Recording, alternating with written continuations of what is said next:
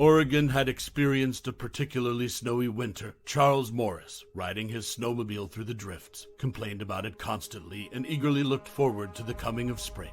The elderly man's home was close to the woods, and no matter the season, he always relished the breathtaking beauty of the wild landscape. It goes without saying that the road leading to his house was not a pleasant one, but Mr. Morris made an effort not to focus on it. He didn't really consider himself an old-timer because he had only recently moved here. The truth was that Mr. Morris' health had rapidly declined after 15 years of working a dangerous job. Mr. Morris's health had rapidly deteriorated. His cough, shortness of breath, and high blood pressure had caused him to reconsider his outlook on life in general. The endless medical examinations, therapeutic and prophylactic treatments, none of them worked, leaving the old man depressed. Fortunately, one of the doctors on the panel advised Mr. Morris to change his residence and relocate to a cleaner environment. As a result, he sold his home in Louisiana and purchased a home in Oregon, far from the hustle and bustle of the city, where he could finally breathe clean air. Mr. Morris, a lumberyard keeper, lived like a true hermit, at one with nature. He had become addicted to fishing and spent all of his free time on the lake, rarely going to the store and preferring to stock up on groceries, especially during the winter when the beautiful landscape was covered in snow.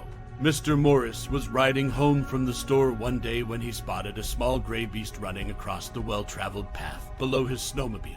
A snowmobile's skis came dangerously close to crushing the mysterious little thing. Mr. Morris paused to take in his surroundings. The elderly man dismounted the snowmobile and approached a trail of footprints that seemed to disappear into the underbrush. There, hiding in the snow-covered underbrush, Mr. Morris encountered a young wolf that cautiously eyed him with its beady little eyes. "What are you doing out here, you little rascal? Lost in the woods by yourself? It's obvious that you're disoriented. Or did the snowstorm take you by surprise?" Thrilled, Mr. Morris inquired. The wild animal obviously couldn't provide a sincere response to the old man's sincere attempts to befriend him. The grape suddenly stood up, climbed up on his paws, and began breathing in air noisily while wiggling his black nose from side to side. Mr. Morris turned around and saw a bag of groceries in the snowmobile basket, and immediately understood. "That's too bad. I bet you're starving. Hold on just a second, kiddo. I promise I won't take long," the old man remarked. He pulled a pocket knife out and sliced off a piece of meat for the young wolf. When the wolf pup had eaten enough, it emerged from the bushes where it had been hiding and boldly approached the old man, grunting happily as it accepted the treat and almost biting Charles on the finger. "Oh, I don't know what to do with you. No way am I going to abandon you in these woods. This is a death trap. In other words, come along." Mr. Morris said, "I live alone, so you won't be a bother." He then put the animal in the pouch on his down jacket. The young wolf surprised him by acting as coolly as if he were used to spending his days inside a snowmobile. When Mr. Morris arrived at the house, he opened the door and pulled the small forest animal from behind the pocket, inviting him inside. The little wolf fluffed up at first, ruffling his fur as he detected an unfamiliar odor emanating from the man's residence. Then he shook himself off, as if to clean himself up, and hesitantly stepped over the threshold. "Look at how well-mannered you are, like a true lord. Isn't that going to be your name?" "Lord," Charles said admiringly, closing the door behind him. The wolf pup warmed up in the heat and fell asleep by the fireplace after eating another portion of meat. Mr. Morris, wiping away a tear, thought he didn't look like a woodland predator, but rather like a puppy. Lord stayed in his house for about a week before deciding to leave when the weather improved. The wolf pup ran off into the woods after giving Mr. Morris a long, grateful look. The elderly man observed the puppy running away and remarked, "Well, I guess he must have felt the call of his ancestors." After the wolf pup had been gone for about 2 days, Mr. Morris finally mentally bid the wild predator farewell. At that moment, the predatory animal came to him. The elderly man was enjoying the nice weather by going fishing at the lake when Lord came across him. "You little turd, you remember," Mr. Morris exclaimed as he pet the wolf pup. Lord responded by twisting and turning while licking the elderly man's cheek.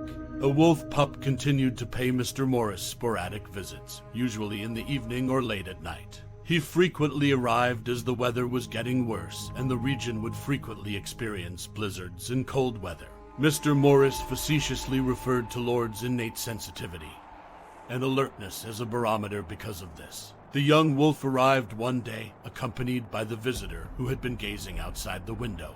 The elderly man couldn't believe his eyes. Wow, that's one big wolf. A mature wolf who looked like she could be Lord's mom was standing right next to him. Mr. Morris watched the wolf family in silence and admiration as he whispered their praises. The wolf mother, however, gave him absolutely no trouble. They immediately left, and the old man went outside to look at wolf tracks that had been made close to the house in their absence. Mr. Morris was careful to keep the wolf family's presence a secret, so he did not share the news of his friendship with anyone. Slowly but surely, Lord matured into a strong and healthy adolescent wolf. The old man was cleaning the house one night when he heard a piercing howl from outside. Mr. Morris flung open the door just to see Lord and his mother, muzzled up and standing 50 yards away from the house. The predator's loud howling sounded like they were trying to broadcast their knowledge of the forest to the heavens. To the old man's surprise, Lord refused to enter the house again and, after a few moments, vanished into the woods with his mother. Huh? What's the problem? I'm curious if he's offended or something. Mr. Morris paused and closed the door, forgetting to turn the key in the keyhole. The elderly man frequently disregarded his own safety in the firm belief that he was safe in this far-flung location. This habit had a cruel joke played on him this evening.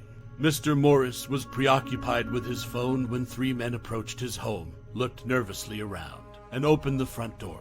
How fortunate. One of the uninvited visitors muttered, "It's not even locked," in a sour, smoky voice. Mr. Morris, visibly unnerved by the sight of the armed visitors, asked, "Who are you and what do you want?" Their retort was to deliver a shotgun butt to the old man's chest. "All right, old man, that was so you could understand us a little better. We need to eat and warm ourselves up, and if you do as we say, you'll live," replied one of the bandits, who seemed to be the boss. The robbers didn't realize that Mr. Morris wasn't a coward as he swung his fists at them when they got close. With their superior numbers and Mr. Morris's old age working together, the robbers easily knocked him down, threw him to the floor, and tied him up. Lord's lean silhouette appeared in the doorway at that moment, and with a furious snarl, he attacked the uninvited guests. The appearance of the teenage wolf pup caught the burglars off guard. Lord battled viciously, hoping to rip his attackers to shreds. The boss finally saw sense and, raising his rifle, shot the wolf cub in the side. A loud bang echoed through the room, and the pungent odor of gunpowder filled the room. Lord, bleeding heavily, collapsed to the floor, his teeth still clenched around the bandit's ankle.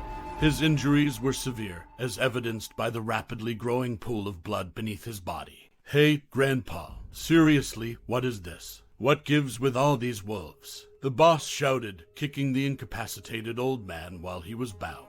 The thief's attention shifted to the entrance at that moment, and a chill ran down his spine. He was confronted by a massive gray wolf staring back at him. She came to assist her son and his friend. The vicious predator slammed the robber to the ground with lightning speed. While the squealing, terrified robbers battled their attacker, the wolf pup lay on its side, panting heavily. Thankfully, Mr. Morris managed to break free of his bonds and administer first aid to Lord. He bandaged his wound. "Let us go now, old man. Can you hear me? I swear to you we'll leave quietly and without hurting you. We escaped from prison and do not wish to return. Please let us go." With the mother wolf standing beside him, the boss begged for mercy.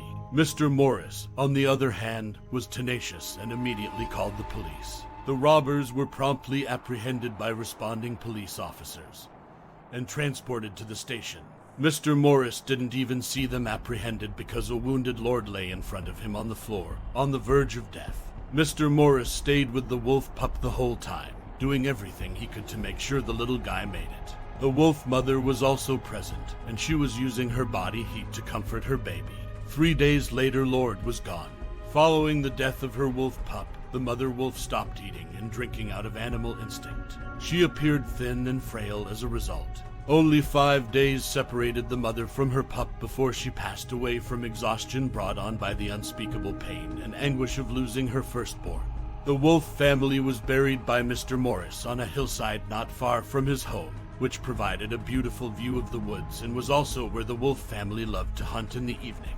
Mr. Charles Morris frequently recalled his first encounter with the young wolf pup in the woods, when he had saved it from certain death, while sitting by the fireplace. As a result of the pup's selfless act of rescuing the elderly man from the robbers, the man would come to the realization that their meeting was most likely not coincidental.